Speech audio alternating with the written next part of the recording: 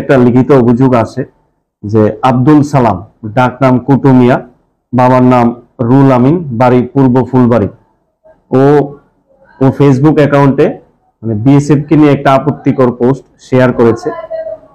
ওর বিরুদ্ধে আমরা একটা অভিযোগ পাই। তারপরে অভিযোগ পাওয়ার পর আমরা ওর বিরুদ্ধে একটা কেস রেজিস্টার করি, যা চুড়াইবাড়ি থানার কেস নাম্বার 2025 CRB 15, যার ধারা 196, 352, 353 BNS।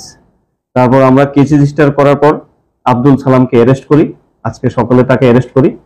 অ্যারেস্ট করার পর আজকে তাকে আমরা কোর্টে চালান করি।